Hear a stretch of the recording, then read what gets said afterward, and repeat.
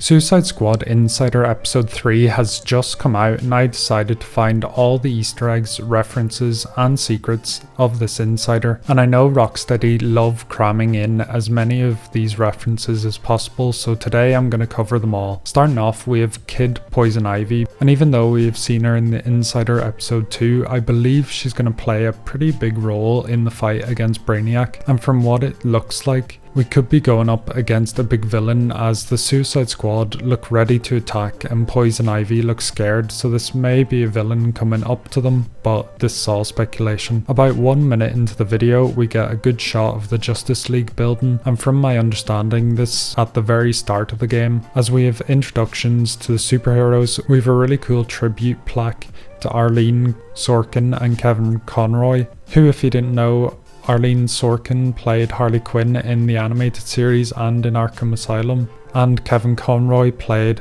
Batman in the animated series and the whole of the Arkham games apart from Arkham Origins. A good sign that we are at the start of the game is that the gang are still wearing their prison outfits and missing their tech. From my understanding, they will steal some of the tech from the Justice League, such as Speed Force Captain Boomerang uses and the Backglider that Harley Quinn uses, both used for traversal. While Harley Quinn is using a Joker emote, we can actually see a newspaper article on the computer that says Demon Bat in Gotham. This actually references the end of Arkham Knight once you initiate the Nightfall Protocol. After defeating all the villains in Gotham, Bruce will fake his death and fully become Batman, using the fear toxin to protect the people of Gotham. But we find out later on that Superman comes for Batman's help to form the Justice League. This also does hint on the later boss battle, where it appears we go up against the Demon Batman.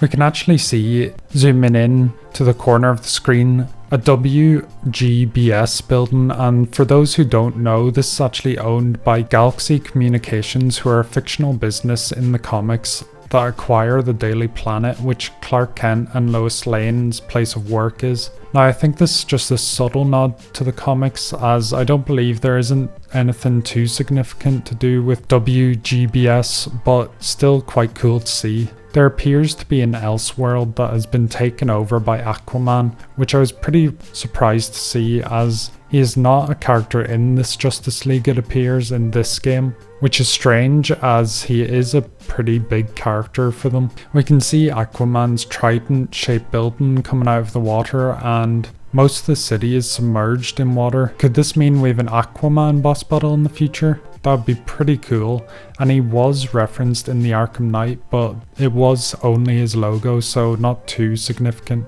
There isn't anything too exciting for the next 2 minutes of this Insider till we get to see banners where players are ranked after beating the mission. Harley, who came sadly last in the level, actually has a Justice Day poster above her. Justice Day may be a national holiday in this universe, and it may be about the day that Superman and Batman teamed up, or maybe a more significant event such as defeating the big villain or getting the whole Justice League together. Funnily enough, we get to see Captain Boomerang's weird obsession with unicorns, and this is actually a reference to 2016's Suicide Squad, the original movie where the unicorn was actually intended to be a piece of set decoration in one of the office building sets. David Ayer, the director, thought Boomerang needed something kind of fun and silly, and it kept appearing throughout the film, so it became a bit of a mascot, which is cool and kind of weird at the same time. But we also see in the same frame Rocket Reds, which could be a fast food restaurant in this universe, but also it could be a reference to the superhero Rocket Red,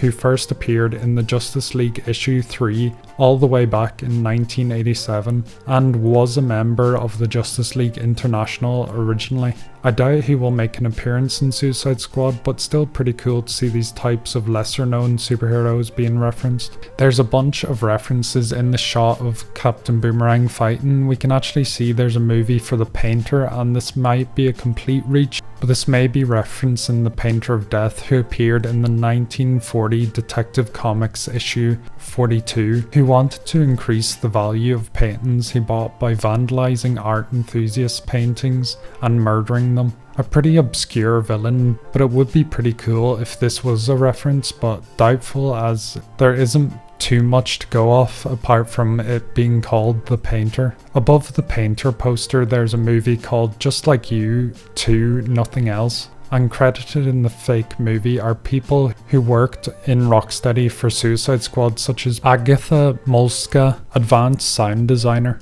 Pablo Hoyos, the advanced character artist, Ellie Shapiro, the lead player programmer, and Amy Shaw, the writer of Suicide Squad. At exactly 3 minutes into the episode, we get to see Deadshot with a pretty cool Batman outfit you can get when you pre-order the game, and you may be too focused to not even notice, but Hobbs Bay is in the background, and this isn't really a reference and more of a part of the map, but Hobbs Bay was first introduced all the way back in Superman Volume 2 issue 87, which was released in 1994, and although it is a bay of Metropolis, it can also be referred to as the entire area of the city, which from my understanding can also be known as Suicide Slum, which has a much higher rate of crime and is actually the birthplace of Lex Luthor, who may or may not be in the game. We get to see the Suicide Squad find their lockers and Harley refuse to wear her Arkham Knight outfit, which may be a poke at Rocksteady in their original designs of female clothing, which had a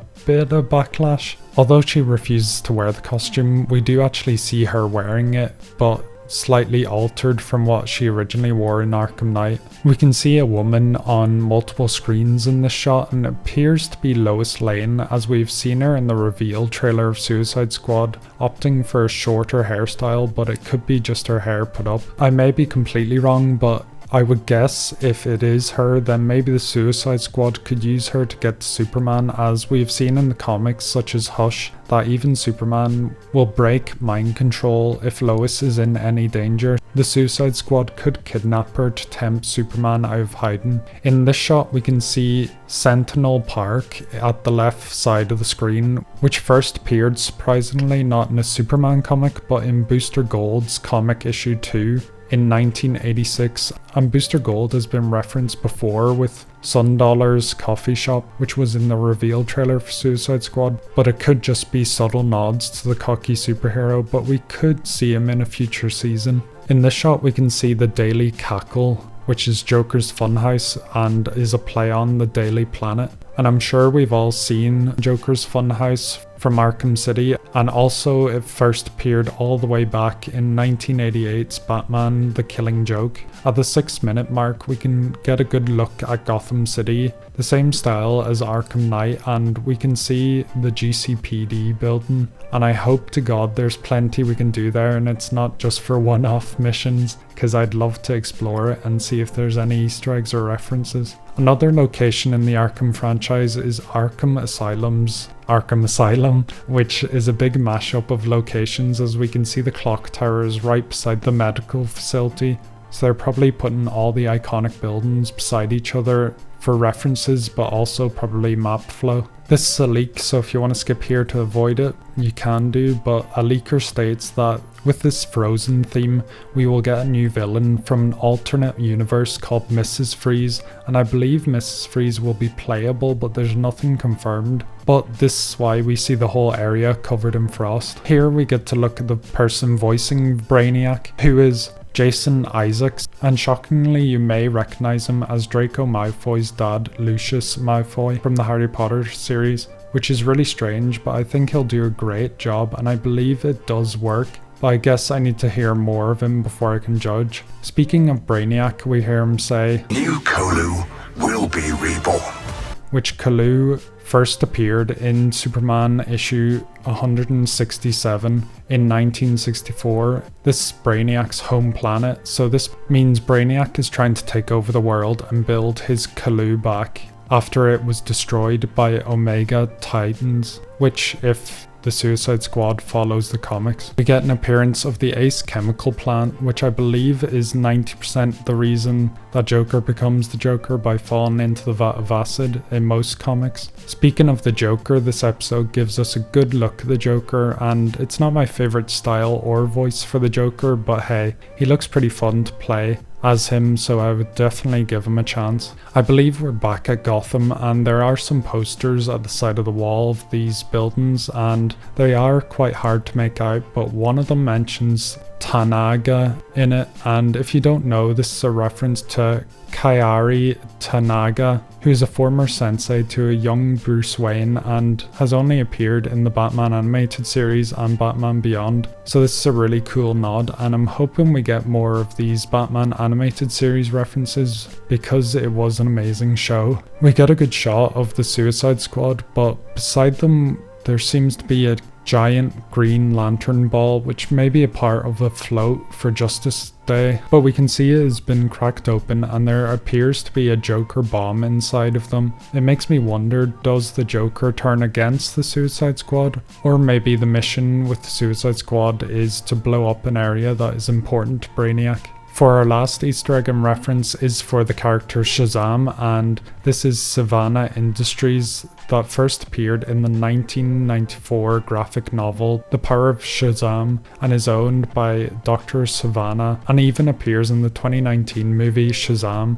I believe that's every Easter egg reference and secret in this episode 3 of Insider. I had to make this pretty quick and now I'm completely wrecked, so please comment if I mistook any references or missed anything. Also comment what your thoughts on the Insider was. Be sure to like and subscribe. That's all for now. My name is Fo and Slan.